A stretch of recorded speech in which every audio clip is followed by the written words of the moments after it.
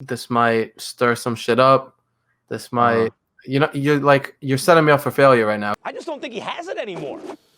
Melo's the role he didn't want in Oklahoma.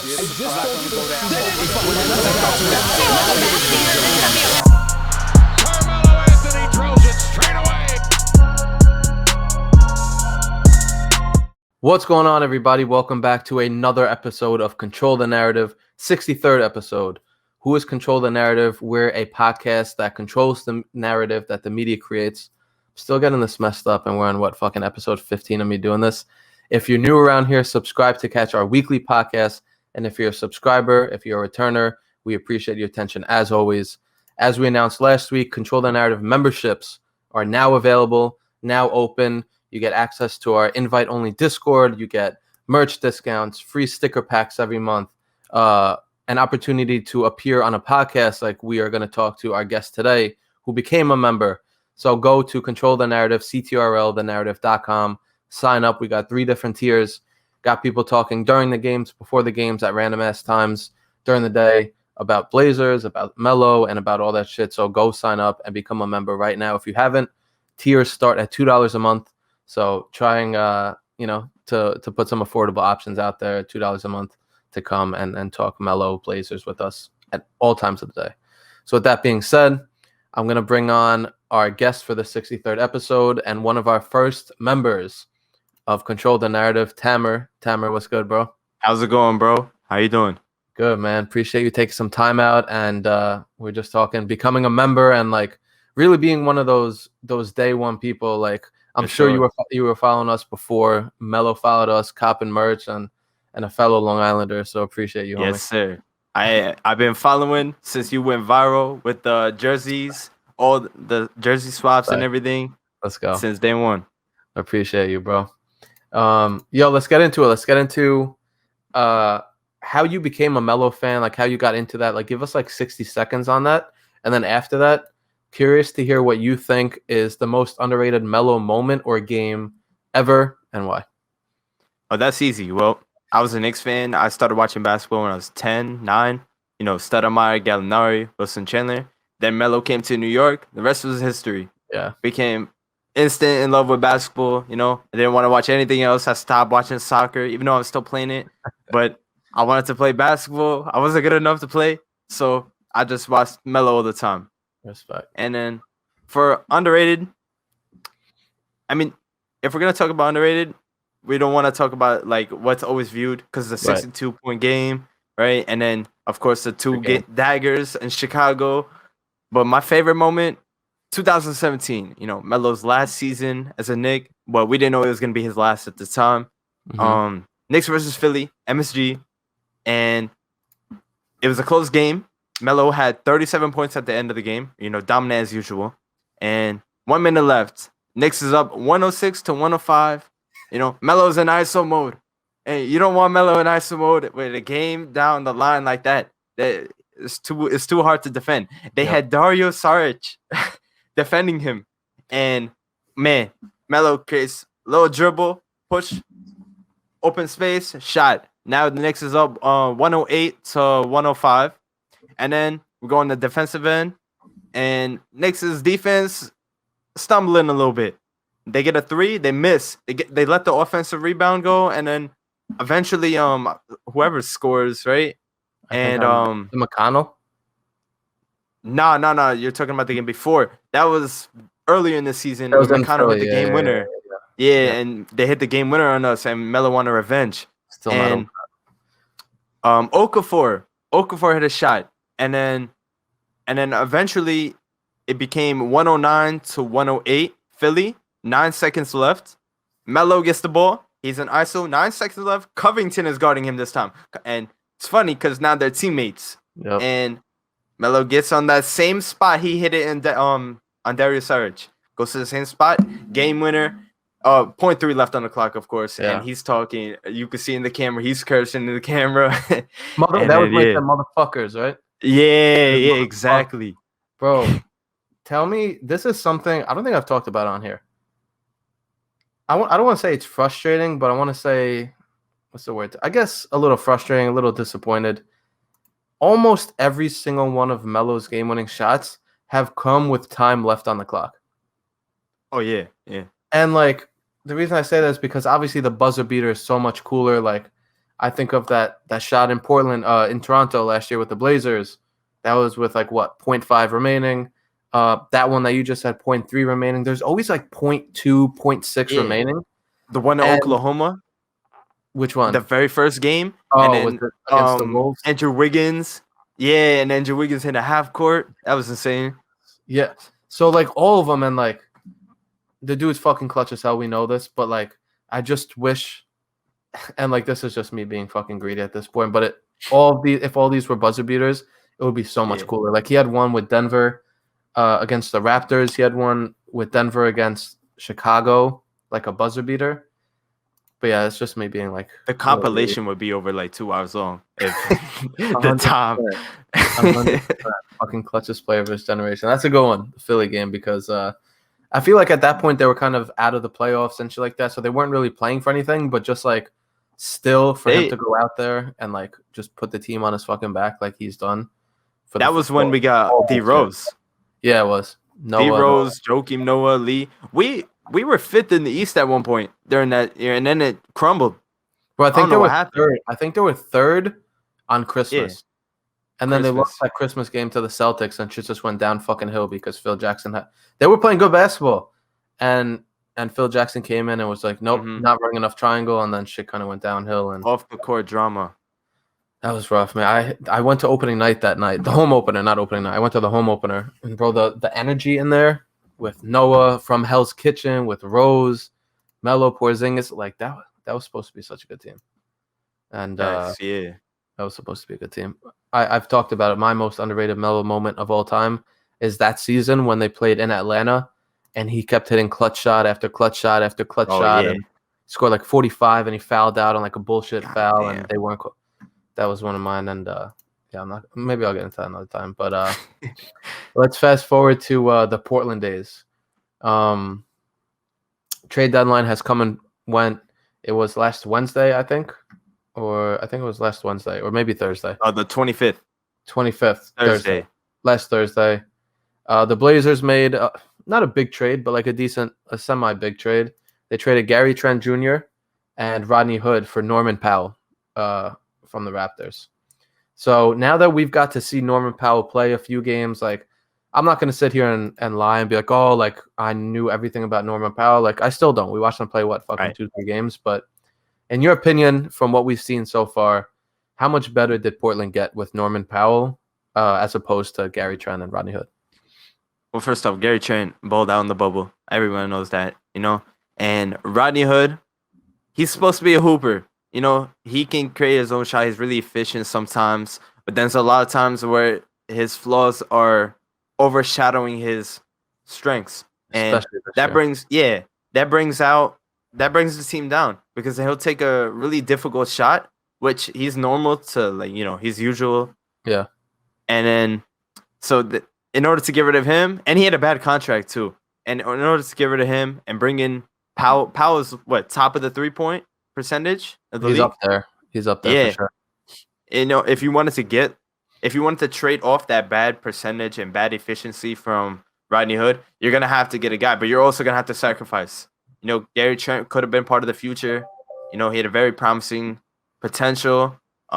He's gonna ball out in Toronto now and maybe get a better contract later on. But yeah, Powell, and he balled out his debut. What, 22 points? And I then think it was 23. Yeah, 23. And then the game against Toronto, the return, or I think was it in Portland or in Toronto? It was technically Tampa. Oh yeah, Tampa. Yeah. And then Gary had a bad game. He only had like 8 points. Powell did pretty good, 13. He's a starter. Yeah. Yeah. And he did score 22, by the way. You're right. Yeah. But yeah, I mean, if he keeps doing what he's doing and he's playing big minutes, he's going to be a really big part for the scoring. I agree. I think what was so frustrating to me with Gary Trent this year was he wasn't the same player he was in the bubble. Not even offense, but defensively. Like defense is the one thing Like this team is never gonna have an issue I mean, offensively. Dame's gonna be hot, or CJ is gonna be hot, or Melo's gonna be hot, or Nurk is gonna have it going now that he's back. We'll talk about Nurk in a little bit. But like to me, they did get better. Like Norman Powell is better than Gary Trent and Rodney Hood. I like combined. If you like say who would you rather have on your team, these two or Norman Powell? Like I think Norman Powell and like Gary Trent's gonna get a bag this summer. Good for him. yeah. But for me, I just didn't understand why that's the route they intended to go, because you have two guards who can create and who can score. Norman Powell is a guard who can create and who can score. You have a guy off the bench who can come in and get you buckets. Norman Powell, like lately, has been starting. Who knows if he's going to come off the bench or or if they're going to start CJ, who's 6'3", at the three. Right. I don't know. But for me, I just don't understand how they trade. And like we talked about Gary, he was a beast defensively in the bubble and hasn't been the same defender. But like he's a good defender, and like I just don't understand why they traded for more offense for another guard who can shoot and score when they kind of had that in Gary Trent. Obviously not to this extent. Like Norman Powell's a fucking baller, but it's kind of frustrating. And like maybe this is a little bit of my Melo fan bias coming out, because you know Melo's he can be that third guy, that third scorer, that third facilitator, all this shit, and they just don't let him. They just don't let him. I've even like all the game recaps that I post on Instagram and Twitter, I like realized that after every game, like I'm watching the game, and obviously, you know, I'm rooting for the Blazers to win because Melo and shit like that. But it's almost like when somebody besides Melo, while Melo's out on the court, scores, it's like that could have been Melo, bro. Like, come on, like Melo's over. So like I realized myself getting like that, and I'm like, bro, like that's not fun to watch the games like that. That's not fun to like follow the team like that, to like, I guess, cover it. Yeah, at least move the ball around. Let Melo get a touch, maybe 100%. get an assist, something like that. 100%. You got three to four different isolation players on the court at the same time. You know the ball is not going to be moving, bro. More than that, because then you think about Simons when Simons comes in. Oh yeah, I also think they needed a backup point guard. Like I'm not a Blazer fan, so I don't give a fuck about their team's future once Melo's gone. But like Anthony Simons, trading him to get like a reliable backup and then like throwing in a pick. I don't know. I'm just pulling this out of my ass, but like Ricky Rubio would have been fucking perfect for this team. Playmaker, like, yes, pass first, everything like that, and veteran. And just like seeing that, and like again, Norman Powell is good. Like I haven't watched a lot of him in his career, but like he's been balling so far. So I'm not sitting here and be like, damn, Norman Powell sucks. Like he's not an upgrade. They did get better as a team. Right. At the end of the day, I just don't think it's what they needed. And like, hopefully I'm wrong. Hopefully, like they go out there and they score fucking 130 points a game, and their other team could score 120, and it doesn't matter. But something that I talked about in one of the game recaps was how, and this is like the last like negative thing. I'll try it. I'll try for this to be the last negative thing. But like, the whole time they've been preaching they want to be a defensive team. Stotts came out and told the team apparently in the second half they want to be, I think he said, a top 15 team defensively. And, you know, the GM goes and makes this move, and it's like, obviously they're not valuing defense. So if you don't value defense, if you're out there just like, yo, let's just outscore the other team. They did that in the bubble, and they went 6-2, and then they won that playing game, and then they won the first game against the Lakers, and it worked. It's like, if you're doing that, cool, but don't try to sell us on this bullshit narrative that Melo can't start games or Melo can't finish games or whatever because like, oh, they need defense out there. Like they're saying one thing. Nobody's playing defense. They're saying one exactly. They're saying one thing, and then their actions are saying another thing. So it's like, it's kind of frustrating. But at the end of the day, sure, you need that veteranship who 100%. Has on and on has been playing late minutes in the game, closing it out, and is just used to it and won't fold under pressure like that. And that's why you brought him in. You brought him in to keep scoring, flowing throughout the whole game, and then you want him to finish games. Powell has a ring, you know, respect to him, a recent ring too. Yeah. So you're gonna have that. And he wasn't a starter last year, right? He was a sixth man. I have no idea. I know that because he was in the run for sixth man of the year, and just put him back as sixth man. You know, he can score 20 off the bench. if he's really that dominant at Well, scoring. You don't what need about him in the Melo starting. though? Then Yeah, Melo. have Melo starting, Gotcha. and then have Powell come off the bench because Powell is still recent.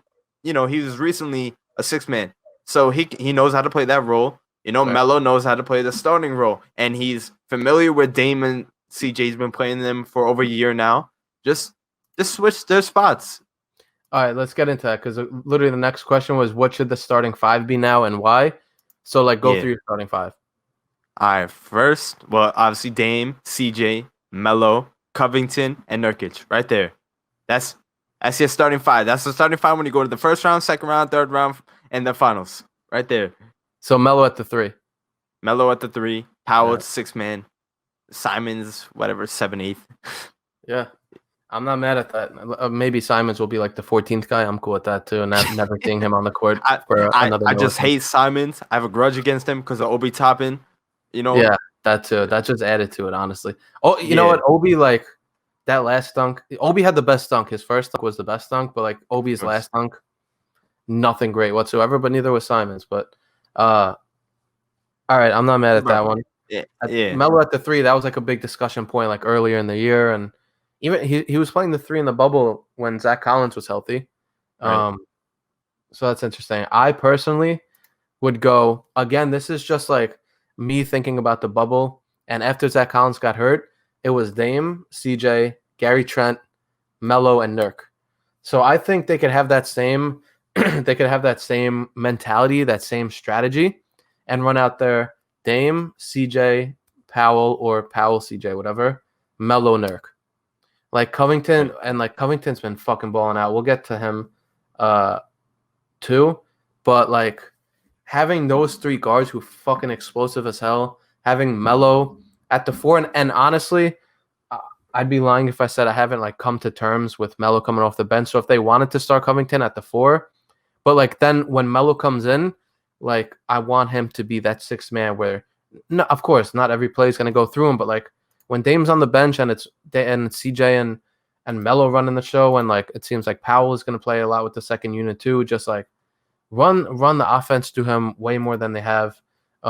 So to recap for myself, Dame, CJ, Norman Powell for sure. I think those 3, that's fucking lethal defensively. Like it is what it is. I actually saw something on Twitter that said something like during the end stretches of the games, like in the last 5 minutes, the Blazers are like a really good defensive team. And it goes back to what I've been saying about like sometimes I literally just feel like it's about fucking effort. Like the guys that they have there are not slow. They're not like unathletic. Like these guys are quick. They're big and like and all this shit. So I don't understand how they're not a better defensive team. I feel like it just comes down to focus, and like they're focusing more on offense. So if you're gonna do that, cool, let's do it. Put Melo at the 4. If not, put Covington and then bring Melo off the bench, but like give him the fucking ball, and then Nurk at the 5. And I feel like that's legit. I feel like that could compete with a lot of teams in the NBA. Maybe not the Nets, but we'll see how this Blake and LaMarcus Aldridge thing goes. But what happened to Whiteside? He went to Sacramento. See, they should have kept him because defensive presence, and that's more ball time for the other positions.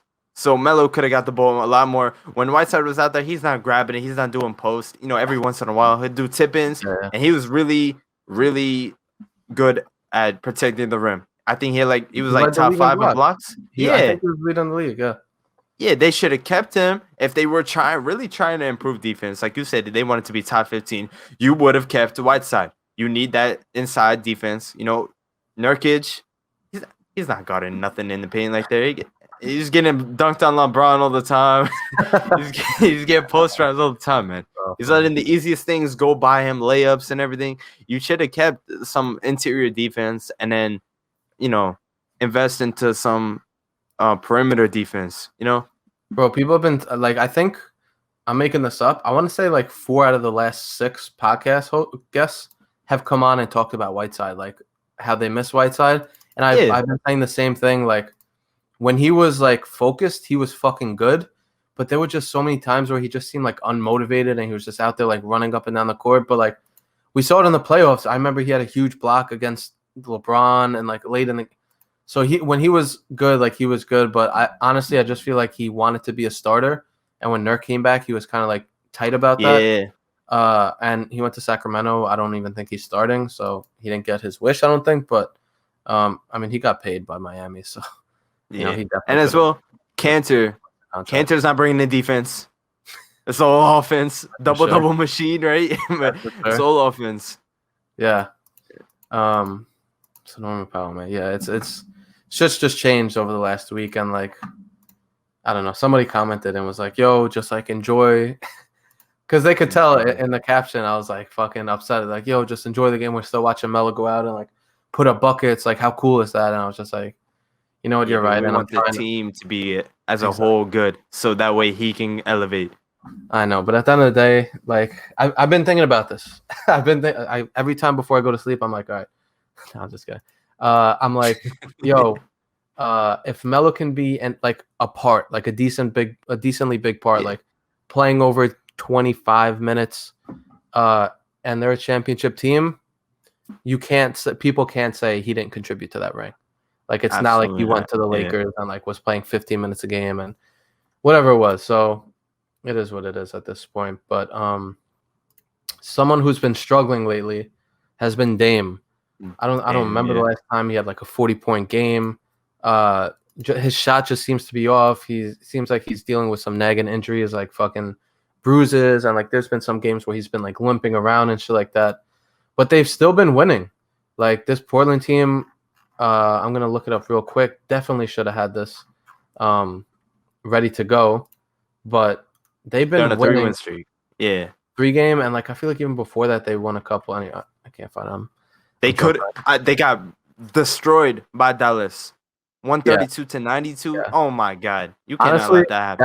That game was a good game for me because like I knew they didn't have a chance of winning, so I was like, all right, cool, early night for me. So the Blazers have won 1, 2, 3, 4, 5, 6, 7, 8, 9, 10 out of their last 14. So they're 10-4 in their last 14. And like I said, Dame has not had many good games. So what does this tell you? What have you learned about this team that they're able to win even with their MVP candidate struggling lately? Well, they need him on the court because if you're going to win this game, you're going to need him. And he's going to play through anything until it's serious. But it just shows Scott Terry's rotations. It's working, and he's experimenting. You see him bringing out guys, fluctuating their minutes, trying to get the most out of it. And I think that's good because you'll see more strengths into other players. If you notice that since Dame is hurt while he's playing, he's going to take less shots, so more shots go to other players. And that gives Scott Terry an idea of, okay, this player cannot get that many shots. Do not give Powell 20 shots because he's going to miss 13 of them or something like that, if you get the idea. And once Dame, gets to the level he's at, health-wise, then Scott Terry can use that information he learned and say, okay, this is how we're going to do it. You're going to take this many shots. You're going to take that many shots. Dame's going to go back to how he was. You're going to get less shots. You're going to get more because you balled out while he was hurt. And that's how he should be doing it. So you think right now he's experimenting? He's experimenting, but he still has leeway with Dame out there. It's rare. That's rare that people come on here and they praise the coach. They praise Terry Stotts because everybody, including myself, like to shit on him. So to have somebody come on and be like, "Yo, give him credit," that's rare. So that's I like him, man. I never see him getting problems with the players. He's always on good relations. Yeah, he's on good terms with everyone. I don't see him arguing with like certain coaches in the league. I'm not gonna name. Just will beef with their own stars. I don't know why. And Scott, he has a really good relationship with Dame, CJ, and the praise he's been giving Melo too. That I was really welcoming him in. Gave him a starting role when he came in. And then things happen. Players come in and out, and he just mixes and matches. Fair. To me, this whole like winning game shit with Dame struggling, what that tells me is that offense isn't the problem with this team. Like, I say this all the fucking time. It's not the problem. It's never been the problem. If Dame's not on, CJ will have a night. He had that game in Miami. He scored what, fucking 30 something points in the first half. Yeah, even over. Then like you have Melo, who if they give him the fucking ball, can get you points. Then you have Norman Powell. Now you have Nurkic. Even I've never seen anybody miss as many layups as Yusuf Nurkic misses. But like still offensively, he's a good playmaker. Like they missed him so much playmaking.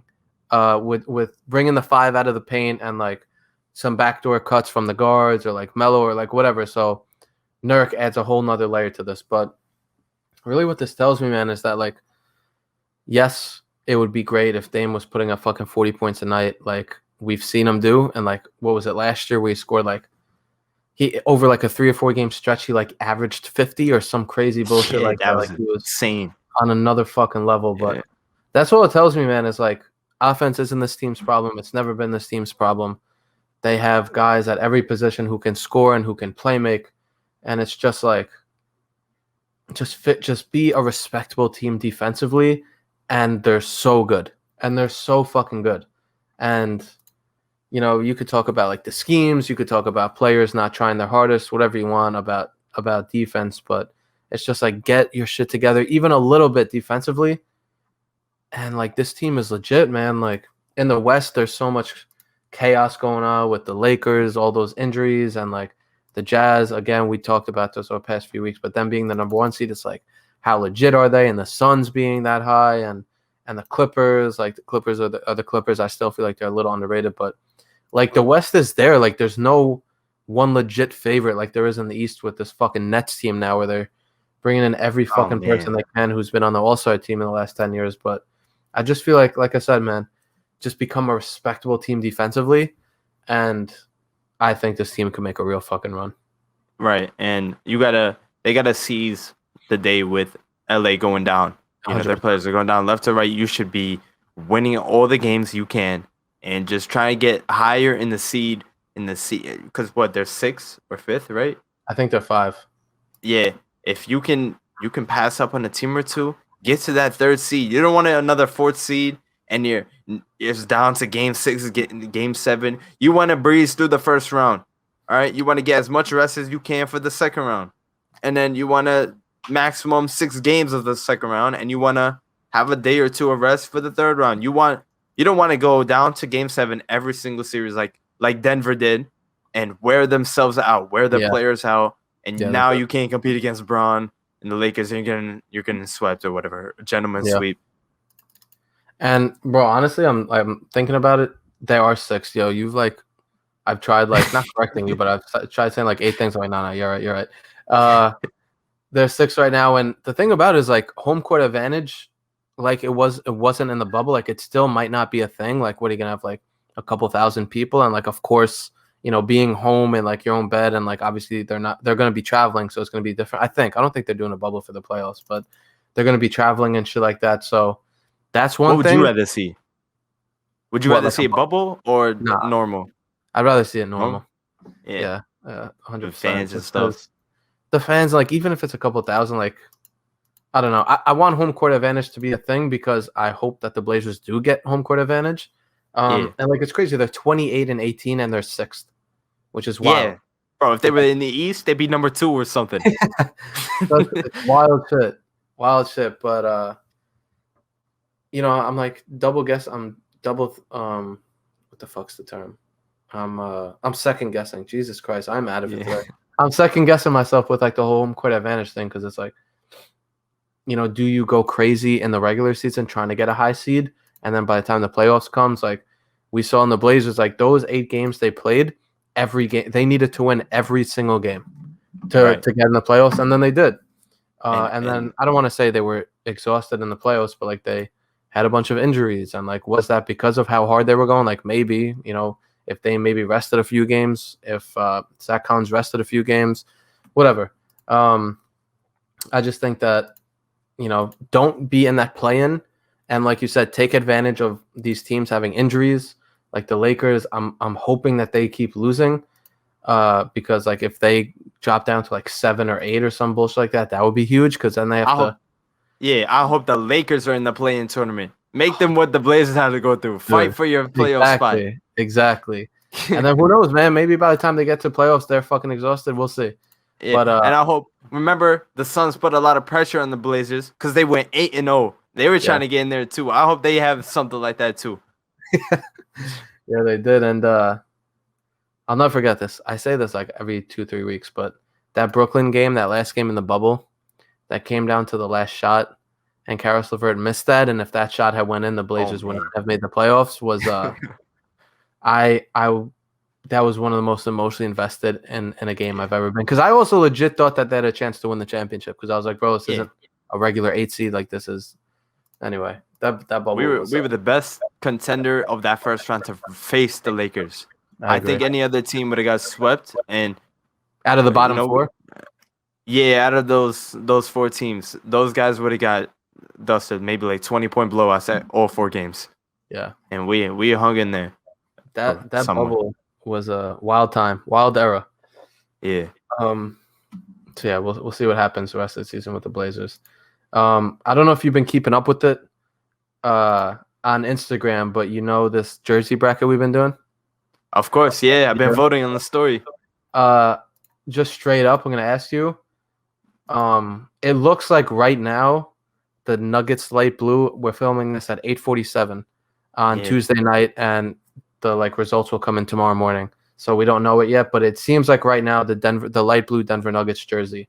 It's versing the Christmas 2012 versus the Knicks Christmas, but it looks like right now the light blue Nuggets is going to win as the favorite or the best Melo jersey of all time.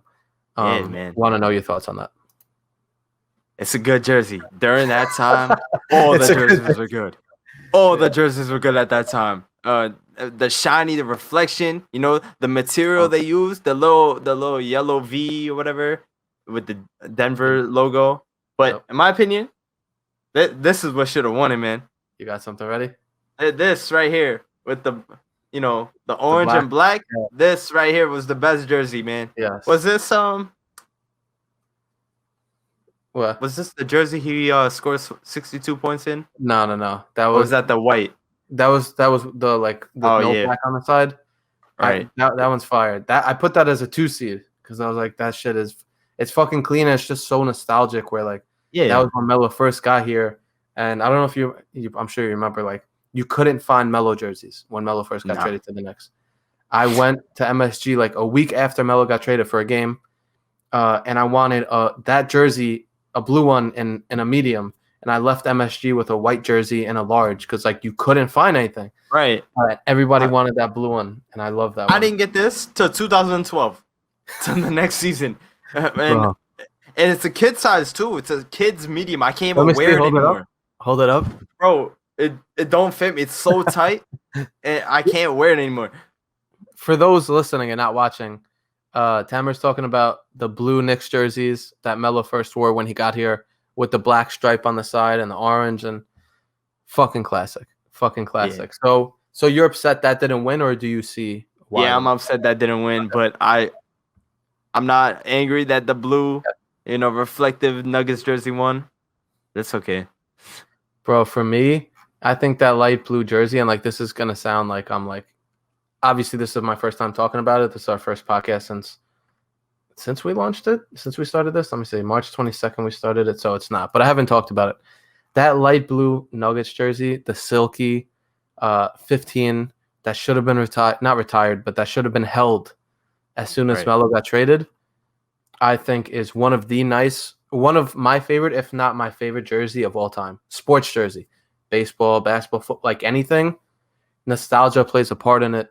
And it's funny because when I started a Melo, it was 2004, right? So I was 10 years old, and I was starting to get into fashion a little bit at this point. I wasn't just wearing whatever my mom was laying out for me or whatever the fuck the case was. So when I started getting into fashion and remember jerseys were a huge thing, everyone, and still is, but back then you could go out with a jersey and everyone would be yo, that's dope. You just get 3 sizes too big and you were set. That was a style. That was, and that light blue, man. There's just something about the light blue that to this day, any light blue clothes, any light blue shoes, any light blue anything, because of the Nuggets colorways and specifically that jersey is just undefeated. The silk, the way the light blue shines, like Mitchell and Ness dropped like a retro jersey of it where they came out with like the old Nuggets jerseys, and it was $300, and I dropped $300 on it just because I was like, I love need that it. company. I need it. Mitchell and Ness, bro, crazy expensive. But like the shit they produce, obviously top quality. Yeah, old school everything. Throwbacks. Yeah, they do an amazing job over there. And I'd be lying if I said that I didn't get ice cream on my jersey that first day, and may or may not have bugged the fuck out and was like, "Holy shit!" Like I just anyway. spent $300. Hey, yo, I was fucking bugging out. But that light blue jersey, man, I think it's the right choice. So to the Control followers on Instagram, Twitter, I think you guys made the right move. If you care about my opinion at all. Yeah, of course. Anyway. All right, Tamer, we reached the end of this podcast, but before we let you go, I want to give you the floor to control a narrative. Doesn't have to be Melo related, doesn't have to be basketball related, doesn't have to be sports related. So I'm going to give you your time and let you control a narrative. All right, for sure, man. I mean, you know where I'm going. The New York Knicks. All right, what? 4th in the East. We're coming. We're coming. And 16, 17. Oh, you talking this year or 16, 17? This year. All right, this year. We are legit, bro. All right. Brooklyn, you could bring any washed up, hasn't been scoring 15 in the last, 22 seasons and whatever. Bring in Aldridge, right? He's irrelevant. Blake Griffin, irrelevant. Just got his first dunk in like 2 years. All right. This is the Knicks. We got one All-Star. And we're right there. We're right below you. And, we lost by a bullshit ref call. All right. They didn't even want to review it. They didn't even want to review that Kyrie touched the ball, the block. It just, no. Ref was like, give me the ball. All right. And then there's the same thing to Philly. All right. They just disregarded any foul, anything. All right. And we're gonna come back. We blew out the Bucks. All right. The Wizards, whoever. The East, we're coming out in the East, and I think we're going to make the conference finals. The conference finals. The conference finals, bro. Against Brooklyn? Against Brooklyn. Knicks versus Brooklyn, conference finals, 2021. So bro, when you say they're going to the conference, you think they're going to lose? No. So Blazers Knicks finals is what you're saying. Imagine, yeah, why not? Make it happen, Imagine. And if that does happen, who would you want to win? I was just about to ask you. This might stir some shit up. This might, you're setting me up for failure right now. Because if I say the Blazers, like my Knicks fan, I'm a Knicks fan. Obviously, if I say the Blazers, the Knicks fans are gonna shit on me, and if I say the Knicks, then everyone's like, "Yo, you don't want Melo to win a ring." So it's a lose-lose. So thank you for putting me on the spot like this. But I'm going with. I would be rooting for the Blazers because Melo only has a certain amount of years left to win. All right. And the Knicks, I can watch them win. The Knicks have eternity. Exactly. All right. And it's been eternity since they've won, like, fair enough, but Melo's never won.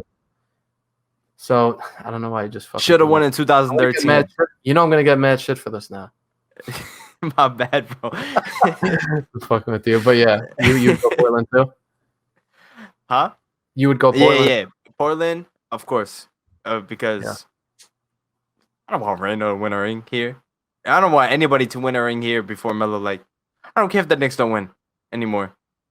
Just I think they're competitive. I think they're gonna, this is the first. I don't know if I'm gonna say publicly saying it, but I think Melo's gonna come back next year. You think like veteran role or starting role? I think it depends. I think depends who else they get. Like on this team, you replace Reggie Bullock with him. Bullock plays it too, actually. So maybe I lied, but like depends who they have. Like he could definitely start, and he could also definitely be a sixth man because like we've seen from Thibodeau that like he doesn't give a shit about the young guys, and like he just wants to win. So like except RJ, obviously, and quickly. Yeah, like he doesn't have a choice but to play them because they're fucking like really good. But like he's not using this as a development year or anything like that. So I think if Melo were to come back in the summer, I think it would make shit very interesting. Give him Obi Toppin's minutes because Obi, no disrespect, but he's just. Do you watch Knicks fans TV? Not really, but I know. Okay, so do you know the kid Miro from Bodega Boys? Yeah. So he appeared. He called in on the podcast on a post game, and he said, "Bro, Obi Toppin, he's a penguin out there. He's just running and just spreading out. He's not doing nothing, bro. Get rid of him. Get rid of Knox. You're not playing him. Get rid of Frank. Bring in Melo. Give them all their minutes, and just let them ball out. All right, and you're gonna see progress. You're gonna see a lot of good things. And the craziest thing is like Melo would have been perfect for this team. Right. Like somebody who could get you a bucket when like the Knicks struggle on offense. And like Rose is kind of like that, but like to have another guy who could just get you 2 points whenever you need it. I can't even imagine where the Knicks would be if they had Melo. But yeah. Anyway, I like that. So go on. Knicks are coming out of the East. Coming out of the East. We run New York, all right? Brooklyn, you're from New Jersey. You're still on the other side of the river. You heard it here first. All right, Tamer. Appreciate you, like I said, man, hopping on and supporting from day one. Means a lot, bro. Copping merch and signing up to become a member. For anybody, like I said, who's not a Control the Narrative member, CTRLthenarrative.com. Go sign up. Tier starting at $2 a month. Why don't you tell people where to hit you on Instagram, Twitter, whatever like that, so can grow this community. at T_Mahmoud_ on Instagram. Yeah. If you're watching this on YouTube, go to the description. We have his links there. If you're listening, just go back 15 seconds and listen to what he said. But again, man, appreciate the time, homie. All right, bro. Take Stay it mellow. easy. Yes, sir.